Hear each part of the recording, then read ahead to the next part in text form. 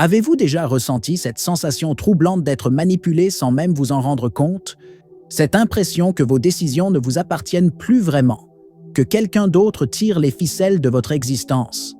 Dans notre pays, nous évoluons dans un monde où la manipulation psychologique est devenue un art raffiné, pratiqué par les médias, la publicité et même nos proches. Mais Carl Jung avait découvert quelque chose de révolutionnaire, un principe si puissant qu'une fois compris, il vous rend immunisé contre toute forme de manipulation.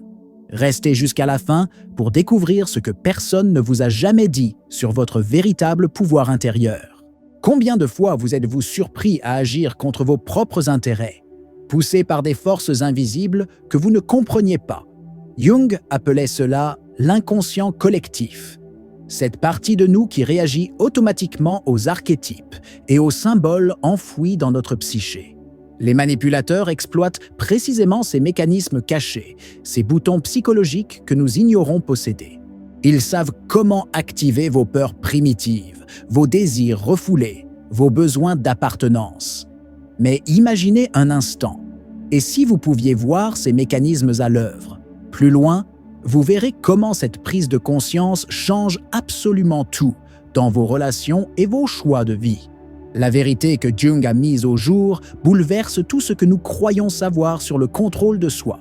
Ce principe ne consiste pas à devenir plus fort ou plus intelligent. Il s'agit de quelque chose de bien plus profond et déstabilisant. Lorsque vous comprenez vraiment ce mécanisme, vous réalisez que la plupart de vos réactions émotionnelles ne vous appartiennent pas, qu'elles sont le produit de conditionnements ancestraux. Cette révélation peut être terrifiante au début, car elle remet en question l'illusion de votre libre arbitre. À la fin, vous comprendrez pourquoi cette découverte vous libère définitivement de l'emprise des autres et vous redonne le contrôle total de votre existence. Jung nous enseigne que nous portons tous en nous une ombre, cette partie de notre personnalité que nous refusons de voir, que nous rejetons dans l'inconscient. Les manipulateurs sont des maîtres dans l'art de projeter leurs propres ombres sur nous, nous faisant réagir à partir de nos zones les plus vulnérables. Avez-vous déjà remarqué comme certaines personnes arrivent à vous faire sortir de vos gonds avec une simple phrase? Elle touche précisément cette ombre que vous tentez de cacher. Dans notre société française, nous avons appris à porter des masques sociaux si sophistiqués que nous finissons par oublier qui nous sommes vraiment. Cette amnésie de soi devient notre plus grande faiblesse face aux manipulateurs. Pensez à votre dernière dispute, à ce moment où vous avez explosé de manière disproportionnée. Qu'est-ce qui s'est réellement passé? Jung dirait que votre ombre a été activée, que quelqu'un a appuyé sur un bouton psychologique dont vous ignoriez l'existence. Les publicitaires connaissent parfaitement ces mécanismes. Ils vendent des voitures de luxe en activant votre ombre de l'échec social, des cosmétiques en réveillant votre peur du rejet. Mais voici le secret, que peu comprennent. Lorsque vous reconnaissez votre ombre, lorsque vous l'acceptez comme partie intégrante de votre être, elle perd son pouvoir de vous contrôler. Quelle partie de votre personnalité tentez-vous de cacher au monde? Dites-le moi dans les commentaires, car c'est là que commence votre libération. Cette reconnaissance de l'ombre n'est pas un exercice intellectuel. C'est une plongée viscérale dans vos profondeurs les plus inconfortables. Imaginez découvrir que votre générosité cache parfois un besoin maladif de reconnaissance, que votre colère masque une peur profonde d'être abandonné. Ces révélations peuvent être douloureuses, mais elles constituent votre armure contre la manipulation. Car comment quelqu'un pourrait-il utiliser contre vous ce que vous avez déjà accepté et intégré? Dans notre pays, nous avons cette tendance à intellectualiser nos émotions, à les analyser plutôt qu'à les ressentir. Jung nous invite à faire l'inverse, sentir d'abord, comprendre ensuite. L'intégration de l'ombre transforme radicalement votre rapport aux autres. Vous cessez de projeter vos propres démons sur autrui. Vous arrêtez de réagir émotionnellement aux provocations. Cette neutralité émotionnelle déstabilise profondément les manipulateurs, car leur pouvoir repose entièrement sur votre réactivité. Restez sur cette vidéo, car la prochaine étape va vous surprendre. Nous allons explorer comment cette transformation intérieure crée un champ énergétique qui repousse naturellement les personnes toxiques de votre existence. Au-delà de l'ombre personnelle, Jung a découvert que nous sommes tous connectés à des archétypes universels, des modèles psychiques ancestraux qui influencent nos comportements à notre insu. Le manipulateur habile sait comment activer ces archétypes pour vous faire agir selon ses désirs. Il peut jouer le rôle du père protecteur pour réveiller votre archétype de l'enfant soumis, ou incarner l'amoureux passionné pour activer votre archétype de la princesse en détresse. Ces mécanismes fonctionnent parce qu'ils court-circuitent votre pensée rationnelle et s'adressent directement à votre cerveau primitif. Combien de fois avez-vous pris des décisions importantes sous l'influence de ces forces archétypales, sans même vous en rendre compte? Dans notre culture française, certains archétypes sont particulièrement puissants. L'intellectuel brillant, l'amant raffiné, le rebelle élégant. Les publicitaires et les politiciens exploitent ces images pour nous vendre leurs produits ou leurs idées. Mais voici ce que Jung a compris de révolutionnaire. Lorsque vous prenez conscience de ces archétypes en vous, lorsque vous les reconnaissez comme des forces autonomes qui cherchent à s'exprimer, vous cessez d'être leur victime pour devenir leur maître. Cette prise de conscience ne se fait pas du jour au lendemain. C'est un processus d'individuation qui peut prendre des années. Avez-vous déjà identifié quels archétypes dominent votre personnalité? Partagez votre découverte, car cette reconnaissance collective nous enrichit tous. L'archétype le plus dangereux dans le contexte de la manipulation est celui du sauveur. Combien de personnes toxiques avez-vous attirées dans votre vie en jouant inconsciemment ce rôle? Le manipulateur pervers narcissique excelle dans l'art d'activer votre archétype du sauveur, en se présentant comme une victime incomprise. Votre générosité naturelle devient alors votre piège. Jung nous enseigne que chaque archétype a sa lumière et son ombre. Le sauveur peut devenir le martyr. L'amoureux peut se transformer en possessif. Le sage peut basculer dans l'arrogance. Reconnaître ces polarités vous permet de naviguer consciemment entre elles plutôt que d'être ballotté par leurs extrêmes. Cette conscience archétypale vous donne un pouvoir extraordinaire, celui de choisir consciemment quel aspect de votre personnalité activer selon les situations. Face à un manipulateur qui tente d'éveiller votre sauveur intérieur, vous pouvez consciemment activer votre sage ou votre guerrier. Cette flexibilité psychologique déstabilise complètement ceux qui tentent de vous contrôler, car ils ne trouvent non plus de prise fixe sur votre personnalité. Maintenant que vous avez vu cela, laissez-moi vous montrer l'étape suivante. Comment cette maîtrise archétypale transforme votre présence même en bouclier énergétique. Jung a révélé un mécanisme psychologique fascinant. Nous projetons constamment sur les autres nos propres contenus inconscients.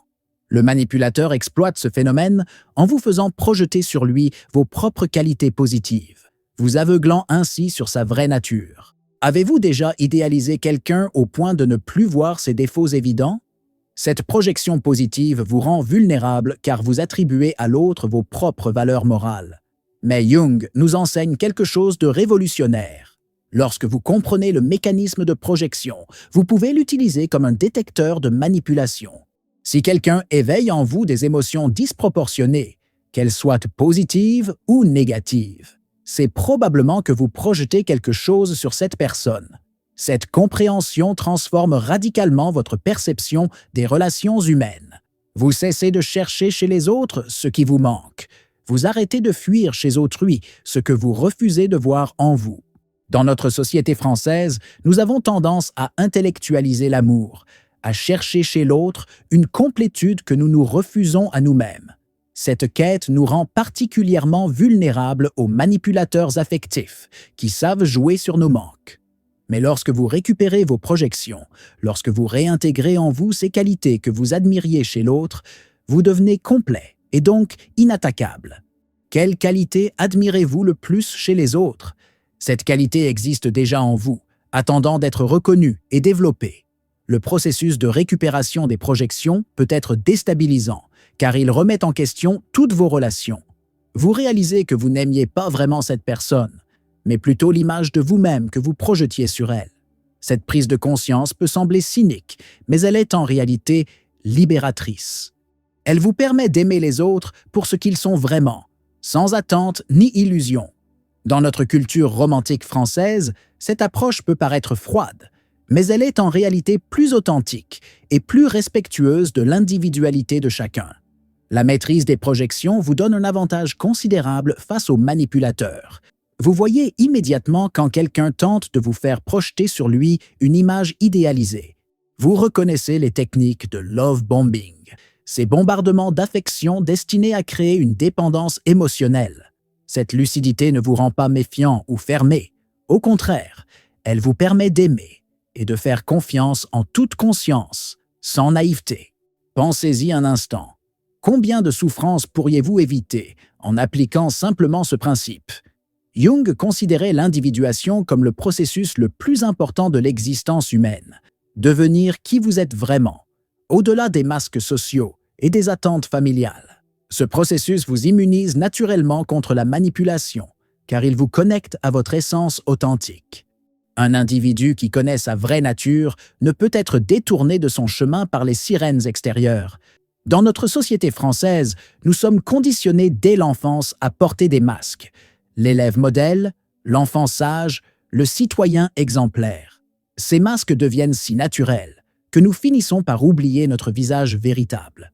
Cette amnésie de soi nous rend vulnérables à tous ceux qui prétendent savoir mieux que nous ce qui est bon pour nous.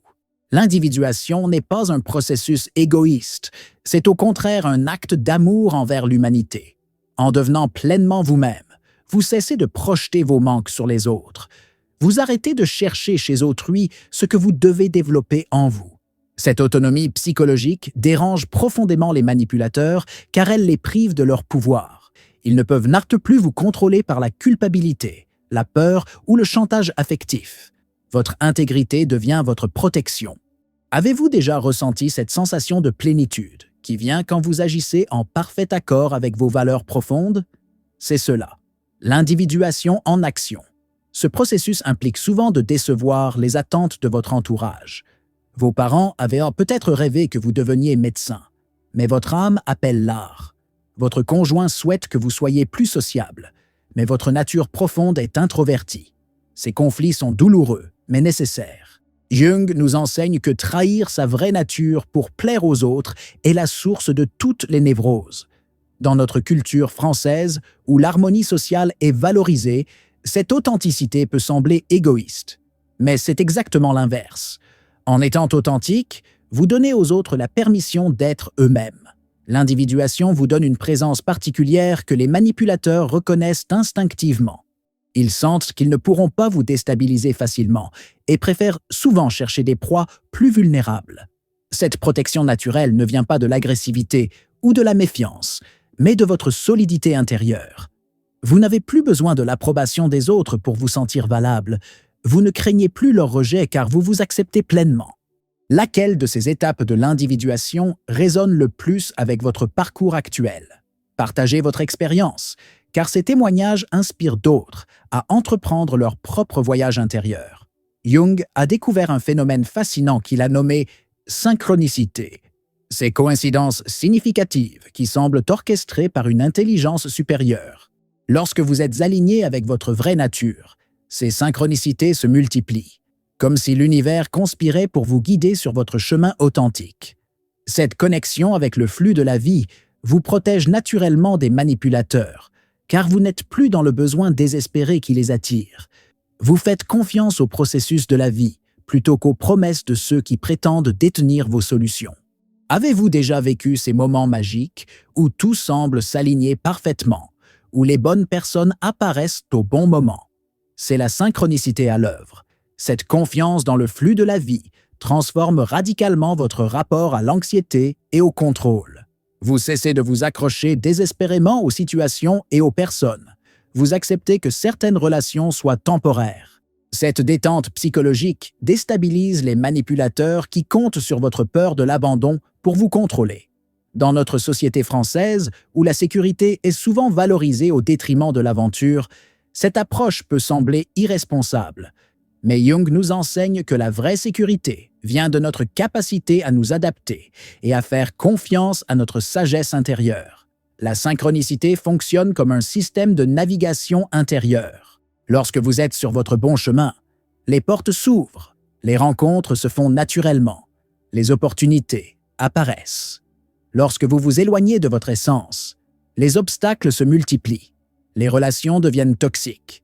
Les problèmes s'accumulent. Cette boussole intérieure vous protège des mauvais choix et des personnes néfastes. Elle vous guide vers les expériences et les relations qui nourrissent votre croissance authentique.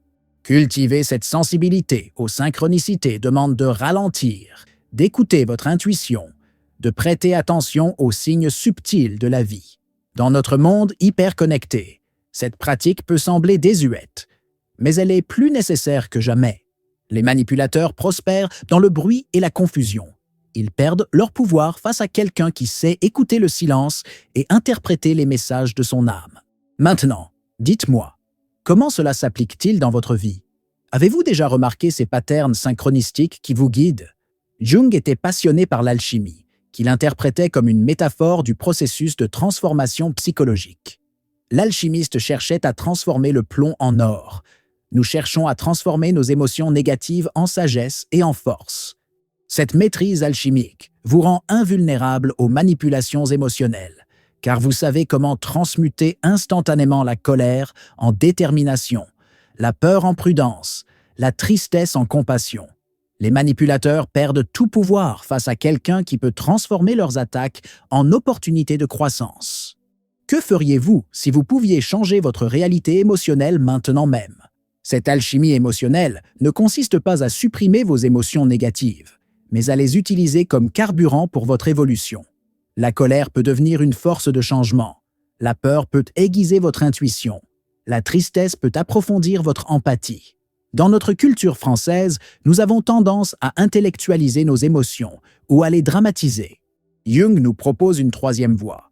Les honorer comme des messagers de notre inconscient, puis les transformer consciemment en ressources. Cette approche révolutionne votre rapport aux difficultés de la vie. Le processus alchimique implique plusieurs étapes que Jung a identifiées. La nigredo, l'œuvre au noir, l'albedo, l'œuvre au blanc, et la rubedo, l'œuvre au rouge. Transposées dans la psychologie, ces étapes correspondent à la confrontation avec l'ombre, à la purification de la conscience et à l'intégration de la totalité. Chaque crise de votre vie peut être vue comme une opportunité alchimique de transformation. Les manipulateurs tentent de vous maintenir dans la nigredo, dans la confusion et la souffrance. Mais lorsque vous maîtrisez l'art de la transmutation, leurs attaques deviennent des catalyseurs de votre évolution. Cette maîtrise alchimique vous donne une présence particulière. Vous irradiez une paix qui vient de la certitude que toute expérience peut être transformée en sagesse. Cette sérénité déstabilise profondément les manipulateurs car elle les prive de leur carburant émotionnel. Ils ne peuvent plus vous faire réagir, vous faire douter, vous faire souffrir. Votre stabilité émotionnelle devient votre plus grande force et votre meilleure protection.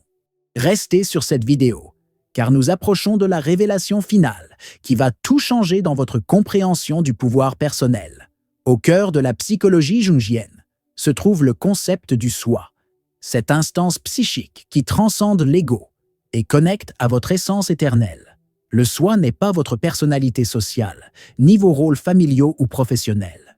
C'est cette partie de vous qui reste stable à travers tous les changements. Cette sagesse intérieure qui connaît votre chemin, même quand votre mental est confus. Lorsque vous vous connectez à votre soi authentique, vous devenez littéralement inattaquable, car aucune critique, aucune manipulation ne peut atteindre cette essence profonde. Les manipulateurs ne peuvent s'attaquer qu'à votre ego, à vos insécurités, à vos besoins de reconnaissance. Mais comment blesser quelqu'un qui ne s'identifie plus à ces aspects superficiels de sa personnalité? Cette connexion au soi transforme radicalement votre rapport aux autres. Vous cessez de chercher votre valeur dans le regard d'autrui. Vous arrêtez de vous définir par vos succès ou vos échecs. Cette indépendance émotionnelle dérange profondément ceux qui tentent de vous contrôler, car elle les prive de tous leurs leviers habituels. Dans notre société française, où l'image sociale est souvent primordiale, cette authenticité peut sembler provocante. Mais elle est en réalité libératrice, autant pour vous que pour votre entourage. En cessant de jouer des rôles, vous donnez aux autres la permission d'être authentiques également. Le soi communique principalement à travers l'intuition, les rêves et ces moments de clarté soudaine où vous savez exactement ce qui est juste pour vous. Cultiver cette connexion demande du silence, de la solitude, de l'introspection, des pratiques souvent négligées dans notre monde hyperactif. Mais cette connexion intérieure devient votre boussole infaillible face aux manipulations. Quand quelqu'un tente de vous faire douter de votre perception, votre soi vous rappelle votre vérité. Quand on essaie de vous culpabiliser, votre essence vous confirme votre innocence. Cette guidance intérieure vous rend souverain de votre existence. L'établissement de cette connexion au soi est le véritable but de l'individuation selon Jung. C'est un processus qui peut prendre toute une vie, mais chaque pas vers cette authenticité vous libère un peu plus des chaînes de la manipulation. Vous réalisez que votre valeur ne dépend de personne d'autre que vous, que votre bonheur ne peut être donné ou retiré par autrui. Cette souveraineté intérieure est le plus beau cadeau que vous puissiez vous offrir et offrir au monde. Comment cette vision du soi authentique résonne-t-elle avec votre propre quête de liberté intérieure? Voici enfin le principe révolutionnaire que Jung a découvert et qui vous immunise définitivement contre toute manipulation, la conscience de votre complétude intrinsèque. Lorsque vous réalisez profondément que vous êtes déjà complet, que vous n'avez besoin de rien ni de personne pour être entier, vous devenez invulnérable à tous ceux qui tentent de vous contrôler en exploitant vos manques supposés. Les manipulateurs prospèrent sur votre sentiment d'incomplétude, sur cette croyance que quelque chose vous manque et qu'ils peuvent vous l'apporter. Mais cette croyance est une illusion. Vous êtes déjà tout ce que vous cherchez chez les autres. Cette révélation peut être déstabilisante car elle remet en question toute notre éducation sentimentale. On nous a appris que l'amour consiste à trouver sa moitié, que le bonheur vient de l'extérieur, que nous avons besoin des autres pour nous sentir complets. Jung nous révèle que c'est exactement l'inverse. Nous ne pouvons vraiment aimer et être aimés que lorsque nous sommes déjà complets. Cette complétude ne vient pas de l'arrogance ou de l'isolement, mais de la reconnaissance de votre nature divine, de votre connexion à quelque chose de plus grand que votre petit ego. Dans notre culture française, cette approche peut sembler mystique, mais elle est profondément pratique et libératrice. Lorsque vous intégrez vraiment cette vérité, votre énergie change complètement. Vous n'êtes plus dans le besoin, dans la quête désespérée, dans la dépendance émotionnelle. Cette autonomie énergétique repousse naturellement les manipulateurs qui ne trouvent plus de faille par laquelle s'infiltrer. Vous attirez alors des relations saines, basées sur le partage plutôt que sur le besoin, sur l'amour plutôt que sur la peur. Cette transformation ne se fait pas du jour au lendemain, mais chaque prise de conscience vous rapproche de cette liberté intérieure. Le principe de Jung va encore plus loin. Il révèle que nous créons inconsciemment les situations qui nous permettent de grandir. Si vous attirez des manipulateurs dans votre vie, c'est que votre psyché cherche à vous enseigner quelque chose sur votre rapport au pouvoir, à l'amour, à l'authenticité. Cette perspective transforme votre statut de victime en celui de créateur conscient de votre réalité. Vous cessez de subir pour commencer à choisir consciemment vos expériences. Et vous, comment allez-vous utiliser cette révélation pour transformer votre vie? Maintenant que vous avez découvert ce principe révolutionnaire, vous réalisez que la vraie liberté ne consiste pas à fuir les manipulateurs, mais à devenir quelqu'un qu'ils ne peuvent plus atteindre. Cette transformation intérieure est le plus beau voyage que vous puissiez entreprendre. Un voyage vers votre propre souveraineté, vers cette version de vous qui n'a peur de personne car elle ne dépend de personne pour son bonheur et sa valeur. Cette sagesse jungienne n'est pas qu'une théorie psychologique.